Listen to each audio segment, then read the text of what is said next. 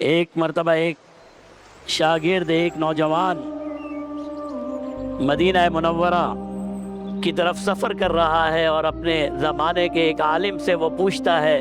اور بعض روایات میں ہے کہ جس سے یہ سوال کیا جا رہا ہے وہ صحابی ہیں۔ وہ یہ پوچھتا ہے جب میں مدینہ منورہ چلا جاؤں گا اور مسجد نبوی میں داخل ہوں گا تو میں کس کے ساتھ بیٹھوں؟ وہاں تو مسجد نبوی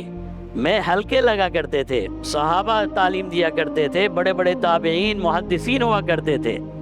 تو وہ فرماتے ہیں کہ میں کہاں جا کر مدینہ منورہ میں کس کے ساتھ بیٹھوں؟ تو اس عالم نے پھر آپ کے حلقے کا ایک نقشہ کھینچ کر اسے دیا، نشانیاں بتائیں۔ فرمانے لگے جب تم مسجد نبوی میں داخل ہوگے تو تمہیں نظر آئے گا کہ ایک حلقہ، ایک لوگوں کا جمگٹھا نظر آئے گا، اور وہ لوگ ایسے سکون سے، ادب سے اور اطمینان سے بیٹھے ہوں گے کہ ان کے جسم میں کوئی حرکت نہیں ہو رہی ہوگی، بالکل سکون سے بیٹھے ہوئے ہوں گے، اور اس طرح سے لگ رہے ہوں گے گویا کہ ان کے سروں پہ کوئی پرندہ بیٹھا ہے، سر پہ کوئی پرندہ بیٹھا ہے، اور اگر میں ہل گیا تو وہ پرندہ اڑ نہ جائے۔ فرمایا ایسے لوگوں کو تم دیکھو گے نہایت ہی ادب کے ساتھ، احترام کے ساتھ، سکون کے ساتھ بیٹھے ہوں گے گویا کہ ان کے سر پر پرندہ بیٹھا ہے۔ فرمایا اگر تم یہ حلقہ پالو تو اس حلقے میں شامل ہو جانا، کیونکہ یہ ابو عبداللہ حسین ابن علی کا حلقہ ہے۔ اس کے استاد کون ہیں؟ ابو عبداللہ سیدنا حسین ابن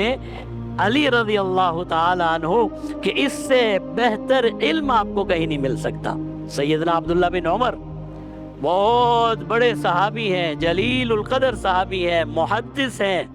فقیہ ہیں، جناب نبی کریم صلی اللہ علیہ وسلم کی تربیت یافتہ ہیں، سیدنا عمر فاروق رضی اللہ تعالی عنہ کے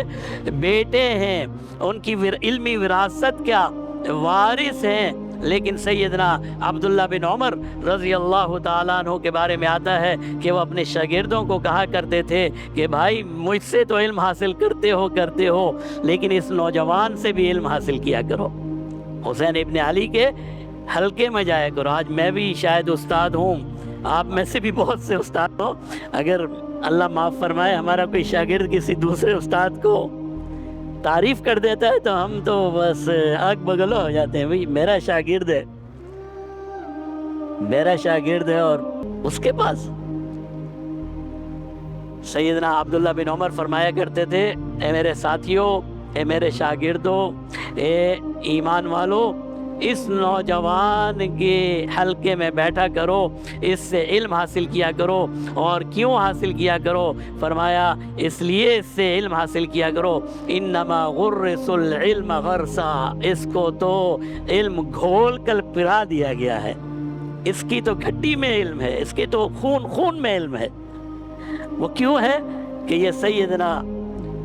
رحمت دو عالم صلی اللہ علیہ وسلم کی گھٹی، آپ نے پہلا لعاب، آپ نے پہلی چیز جو سیدنا حسین ابن علی کے پیٹ میں گئی وہ جناب نبی کریم صلی اللہ علیہ وسلم کے ذریعے سے گئی، اور آپ خون ہے فاطمۃ الزہرا کے، اور آپ کے والد ہیں سیدنا علی کرم اللہ وجہہ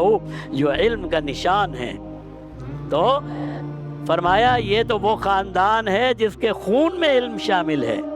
جس کی گھٹی میں علم شامل ہے، جس کی گھٹی میں علم شامل ہے، جسے علم گھول کر پلا دیا گیا ہے۔ فرمایا جب حسین ابن علی کا حلقہ لگ جائے تو تم سارے اس حلقے میں شامل ہو جایا کرو، کہ جو علم اور علم کی جو حکمتیں سیدنا حسین ابن علی کے پاس ہیں وہ کائنات میں کسی کے پاس نہیں ہیں۔